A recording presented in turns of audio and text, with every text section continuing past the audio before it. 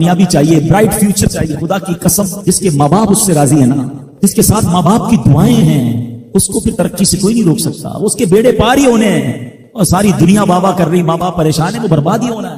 ماں باپ کو تنگ نہ کرو، بالخصوص ماں کی قدر کرو. ماں کا کوئی نعمت بدل نہیں، اور یہ دعا دے دے تو بندہ کدھر پہنچ جاتا ہے. اچھا پھر آج کل ایک اور ٹرینڈ چلا ہے، کسی بھی طرح کا زندگی میں مقام بڑھ گیا نا، مشہور ہو گیا، اب وہ ماں باپ پر بھی لوگ جما رہا ہوتا ہے. پتہ نہیں میں کتنا بڑا آدمی ہو گیا ہوں، میں آپ کی خدمت کہاں سے کروں گا بھائی، ٹائم ہی کہاں ہے میرے پاس. ان کو کبھی یہ روم مت جمانا. ارے آج اگر کچھ بن بھی گئے ہو نا، یہ انہیں کی دعائیں تھیں، اور ان کو کہہ رہے ہو بڑا آدمی ہو گیا. حضرت موسیٰ کلیم اللہ علیہ نبینا علیہ السلام کتنا بڑا مرتبہ ہے. اور آپ نے ایک بار اللہ کریم کی بارگاہ میں عرض کیا، مولا مجھے جنت میں اپنا پڑوسی دیکھنا ہے. ارشاد کیا ہوا کہ اے موسیٰ، جنت میں تیرا جو پڑوسی ہے وہ ایک فلاں علاقے کا کسائی ہے. آپ حیران ہو گئے، آپ نے کہا مولا مجھے ملنا ہے. ایڈریس بتایا گیا، آپ چلے گئے وہاں پر. ایک نوجوان نے دروازہ کھولا، آپ اندر گئے. گھر میں گئے تو دو بوڑھے ماں باپ، بوڑھی شخصیات تھی. انہوں نے حضرت موسیٰ کو دیکھا، آپ کی رسالت کی گواہی دی، اور دونوں دنیا سے چلے گئے. وہ نوجوان کسی کام سے گیا، واپس آیا، اپنے دونوں والدین کو دیکھا کہ دونوں کا انتقال ہو گیا ہے. تو کہا ہو نہ ہو آپ حضرت موسیٰ علیہ السلام. حضرت موسیٰ نے کہا میں نے تو نہیں بتایا کہ میں کون ہوں، تمہیں کیسے پتا چلا؟ کہ میرے ماں باپ روزانہ دعا کرتے تھے کہ یا اللہ اس وقت تک موت نہ دینا جب تک حضرت موسیٰ کا دیدار نہ کرنا ہے. آپ ہمارے گھر آئے ہیں، آپ کو انہوں نے دیکھا ہے، یہ چلے گئے دنیا سے، آپ ہی حضرت موسیٰ. حضرت موسیٰ نے فرمایا بتاؤ کچھ اور بھی دعا کرتے تھے؟ کہاں میں اپنے بوڑھے ماں باپ کیونکہ چبا نہیں سکتے تھے، روز ان کو دیوالے چبا کر کھلاتا تھا، اور جب بھی کھانا کھلاتا تھا نا، میری ماں دعا کرتی تھی یا اللہ میرے بیٹے کو جنت میں موسیٰ کا پڑوسی بنا دے. حضرت موسیٰ کہتے بیٹا تیری ماں کی دعا قبول ہو گئی ہے، تو ہی جنت میں میرا پڑوسی ہے. یہ ہے ماں کی دعا، اور یہ وہ دعا ہے جو بن مانگے مل رہی ہے، جو ماں کے دل سے نکل رہی ہے. آؤ میں بتاؤں کچھ بڑے آدمی، واقعی جس کو کہتے ہیں بڑا آدمی کون ہوتا ہے؟ امام اعظم ابو حنیفہ رضی اللہ تعالیٰ سے بڑا تو کوئی نہیں نا، کتنے بڑے وقت کے امام ہیں. مگر آپ کی والدہ ایک مسجد کے امام صاحب سے انسپائر تھی، مقرر تھے، وہ اچھے بیان کرتے تھے. آپ کو وہ کہتی کہ جاؤ امام صاحب سے مسئلہ پوچھ کے آؤ. خود مفتی اعظم ہیں، امام ہے کروڑوں حنفیوں کے. ماں کو یہ نہیں کہا کہ ماں پتہ نہیں میں کتنا بڑا مفتی ہوں، تم مجھے مسجد کے امام کے پاس بھیج رہی ہو. آج تو یہ ڈائریکٹ جواب دے دیتے ہیں نا، مجھے پتہ نہیں میں کون ہوں، مجھ سے بحث کر رہی ہو، اتنی کتابیں پڑھی ماں، تم نے تو پڑھائی کچھ نہیں. ابو جان آپ کو دنیا کا کیا پتا، مجھے پتا ہے. سنو امام اعظم، یہ ایسے نہیں بنتے بڑے لوگ. ماں کو کہتے ٹھیک ہے ماں، مسجد کے امام کے پاس جاتا ہے، اس مقرر کے پاس جاتا ہے.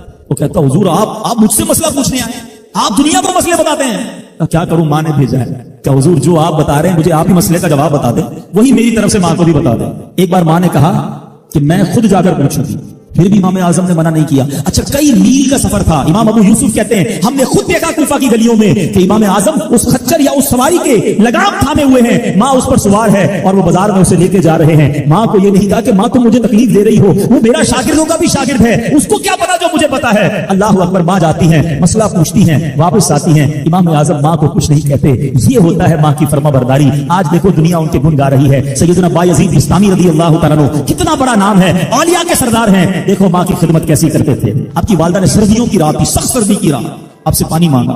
حضرت بایزید بستامی ماں کے پاس پیالہ لے کر گئے، ماں سو گئی تھی. ماں کے سرہانے پیالہ لے کر کھڑے رہے، رات بھر کھڑے رہے سخت سردی میں. پانی تھوڑا سا آپ کی انگلیوں پر گرا تو وہ پانی برف ہو چکا تھا. ماں کی آنکھ کھلی، دیکھا بایزید بستامی بستر کے کنارے کھڑے ہیں. کہ بیٹا کیوں کھڑے ہوئے؟ کہ ماں آپ نے رات پانی مانگا تھا، اس لیے کھڑا رہا کہ نہ جانے کب آنکھ کھل جائے. اب جب پانی دینے کے لیے پیالہ الگ کیا نا تو وہ برف چمڑی سے چپک چکی تھی، تو جب وہ برف الگ ہوئی نا ہاتھ سے خون نکلنے لگا. حضرت بایزید بستامی رحمت اللہ تعالی کی ماں نے جب یہ دیکھا نا کہ بیٹا ساری رات کھڑا رہا اور اب اس کا ہاتھ بھی لہو لہان ہو گیا، حضرت بایزید بستامی کی ماں نے پتا اس رات کیا دعا دی؟ کہتی یا اللہ میں اس سے راضی ہوں، تو بھی اس سے راضی ہو جا.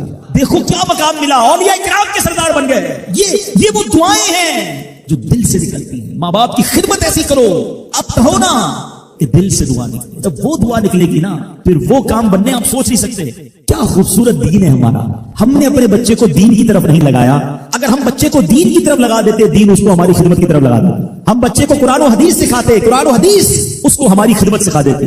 ہم آج یہ تکلیف اٹھا رہے ہیں، اس کی ایک وجہ یہ بھی ہے کہ بچہ ہم نے دین سے دور کر دیا. اگر آپ چاہتے ہیں کہ آپ کے بڑھاپے کا سہارا آپ کے بچے بنے، آپ کے مرنے کے بعد بھی آپ کے لیے صدقہ جاریہ بنے، تو آپ نے اپنے بچوں کو دین کی طرف لانا ہے. کچھ اولادیں وہ ہیں جن کی ماں باپ نے تربیت ایسی کی، ہم نہیں چاہتے، وہ خود رابطہ کر رہے ہوتے ہیں کہ ماں کا انتقال ہو گیا، یار کچھ کنواں کھدوانا ہے، کوئی مسجد بنانی ہے، تو مدرسے میں میری ماں کے لیے مجھے کچھ کرنا ہے. کیوں؟ ماں نے تربیت ایسی کی، والد نے تربیت ایسی کی، انہیں ماحول ایسا دیا کہ ماں باپ کے مرتے ہی انہیں فکر ہو گئی کہ میری ماں قبر میں اکیلی ہے، میرا والد قبر میں اکیلا ہے، اس نے روز مجھے کھانا کھلایا تھا، تھا, आज मैं रोज उसे सवाब पहुंचाने का कोई इंतजाम करूं. ये उस बच्चे के दिल में ख्याल कैसे आया? क्योंकि अल्लाह ने उसे अच्छा माहौल अता किया, माँ बाप ने उसको उस माहौल की तरफ बढ़ाया. तो मैं यहाँ वालिदैन से गुजारिश करूंगा कि खुदारा अपने बच्चों की ऐसी तरबियत करो कि बुढ़ापे में भी तुम्हारा साथ दें और मरने के बाद भी तुम्हारे लिए सदका जारिया का बाइस बन जाएं. आपके बच्चे आपके कदमों में रहेंगे अगर आपने बच्चों को दीनदार बना दिया. अल्लाह करे ये फॉर्मूला समझ आ जाए ना. हम समझते बच्चा मेरी बात माने, मेरी क्यों नहीं मानता? अरे पहले से अल्लाह रसूल की बात बनाने वाला बना दो, ये तुम्हारी भी मानने वाला बन जाएगा. क्योंकि जब ये जाएगा ना दीन की तरफ, इसे कुरान माँ बाप की तरफ भेजेगा, इसे हदीस माँ बाप की तरफ भेजेगी, इसे उलमा किराम माँ बाप की तरफ भेजेंगे. हम उस रास्ते पर भेज दे जहां से बच्चा मुझे वापस मिल जाए. सूरह फातिहा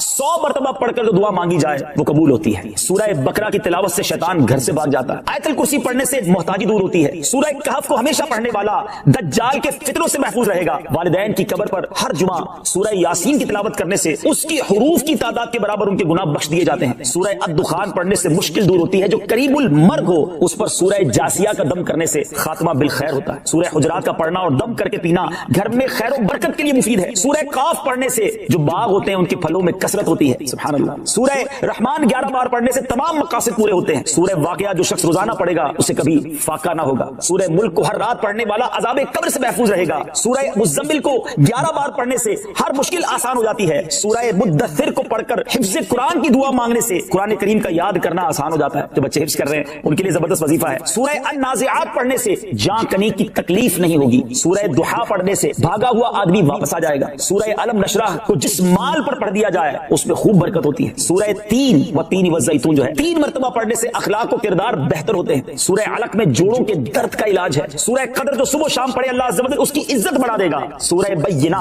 बर्स और यरकान का इलाज है. जिस आदमी या जानवर को नजर लगी हो उस पर सूरह आदियात का दम मुफीद है. सूरह कारिया पढ़ने से बलाओं से हिफाजत रहती है. सूरह तकासुर को 300 बार पढ़ने से जल्द कर्ज अदा हो जाता है. कई लोग कहते हैं जनाब कर्ज बहुत है, चले कुरान का वजीफा ले लें अलहाकुमुत तकासुर. ये जो सूरत है 300 बार पढ़ने से बहुत जल्द कर्ज उतर जाता है. सूरह असर पढ़ने से गम दूर हो जाता है. सूरह हुमज़ा और सूरह फील दुश्मन के शर से हिफाजत के लिए और सूरह कुरैश जान की हिफाजत के लिए बड़ी मुजर्रब है. बड़ा कमाल का वजीफा है. सूरह माऊन बड़ी मुश्किल के वक्त में पढ़ना बहुत मुफीद है.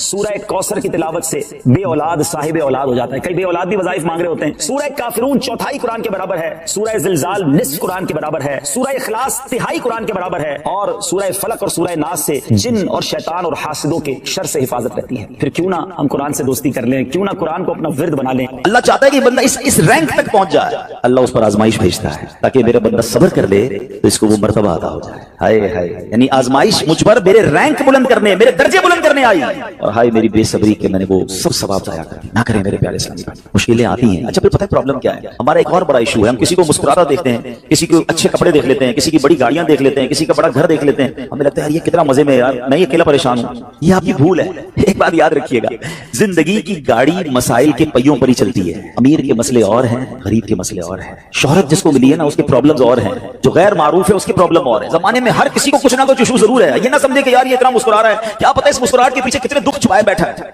अब यकीन करें, बिलीव करें, ऐसा नहीं है कि सब लोग 100% खुशहाल है. प्रॉब्लम सबके साथ होते हैं.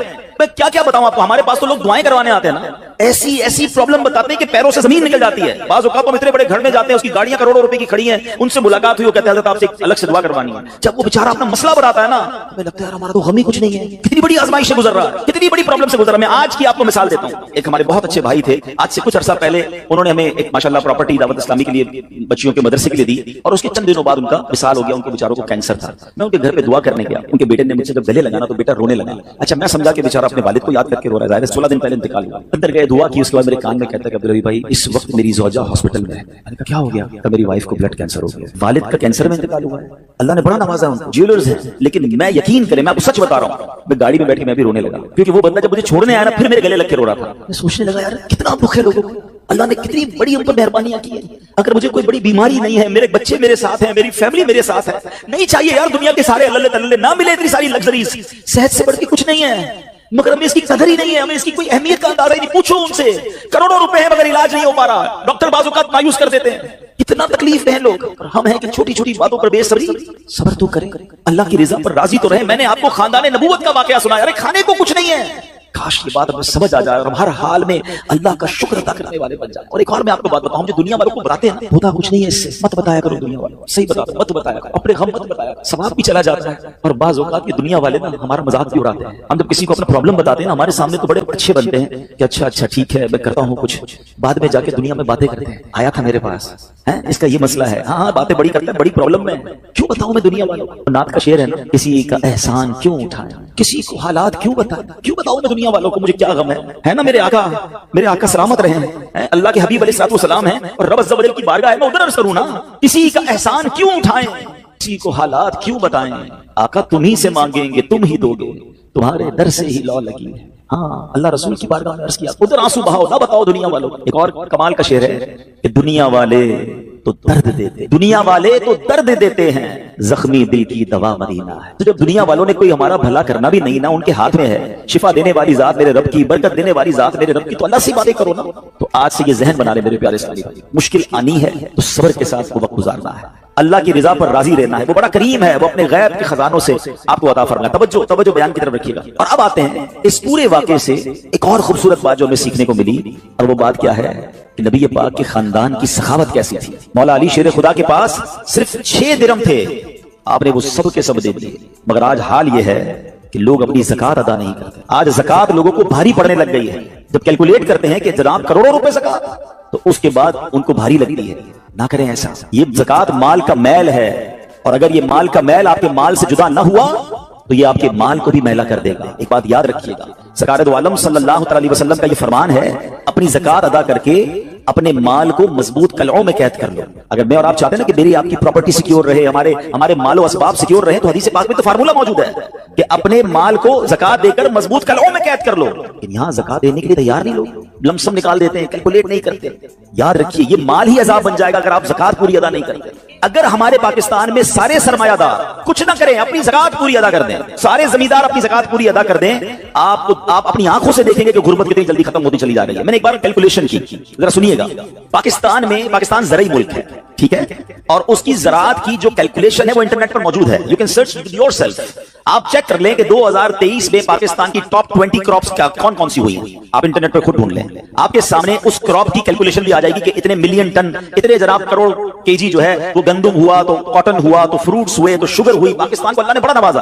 شریعت کا حکم کیا ہے, جس اللہ رسول کی ہم بات کر رہے ہیں, جس اسلام کو ہم نے قبول کیا ہے, شریعت کا حکم یہ ہے کہ اگر آپ کی فصل اگتی ہے تو اس فصل میں اگر بارش کا پانی ہے اور آپ اپنا پانی پرچیز نہیں کر رہے, اور صرف بارش سے آپ کی فصل اگ رہی ہے, تو جتنی فصل ہوگی 10% عشر, کیا کہتے ہیں 10ویں حصے کو, وہ آپ نے نکال دینا ہے اللہ کی راہ میں. وہ غریبوں کا حق ہے, وہ زکات ہے زمین کی. اور اگر آپ پانی ٹیوب ویل وغیرہ سے لیتے ہیں, پیسوں سے خریدتے ہیں, تو 5%. آپ بلیو کریں, میں بیٹھا کیلکولیٹر لے کر کہ پاکستان کی ٹاپ 10 کراپس کتنی ہوتی ہیں, اس کی مالیت کتنی ہے, اس کی ویلیو کتنی ہے, وہ میں نے بنائی, اور اس کا 5% لگایا جو دینا ہی دینا ہے. آپ یقین کریں وہ بھی خربوں روپے میں بن گیا. یہ خربوں روپے کہاں ہیں اگر ہم زکات دیتے تو, کتنے غریبوں کا بھلا ہو جاتا, کتنے گھر خوشحال ہو جاتے. اچھا یہ تو صرف زمین کی زکات ہے, پراپرٹیز کی زکات, اربوں خربوں روپے کے لوگ مالک ہیں. مگر جب کیلکولیٹر چلاتے ہیں نا, ہوئے زکات جناب 10 کروڑ روپے بن جائے گی, تو پھر بھاری لگتی ہے. اللہ کے بندے, اللہ نے 4 ارب دیے ہیں تو 10 کروڑ زکات ہے نا, ٹینشن نہیں کی ہے, شکر ادا کرو. اللہ نے دینے والا بنایا, مانگنے والا نہیں بنایا. مگر آج زکات بھاری پڑ گئی ہے. آپ کو پتا ہے قارون کیوں دسایا گیا تھا؟ قارون یہ حضرت موسیٰ کا کزن تھا, یہ تورات کا عالم تھا اور بڑا عالم دین تھا. مگر جب حضرت موسیٰ نے اس کو زکات کا حکم دیا نا, اس کے پاس کتنے پیسے تھے کہ قرآن کہتا ہے اس کی خزانوں کی چابیاں ایک جماعت لے کر چلتی تھی. خزانے نہیں, صرف کیز آف دا ٹریجر, اتنا خزانہ تھا. مگر کیا ہوا یہ کہ جب حضرت موسیٰ نے اس کو کہا, اس زمانے پر زکات کتنی تھی, ابھی تو 100 پہ 2.5 ہے نا, 1000 پہ 1. آپ نے فرمایا ہر 1000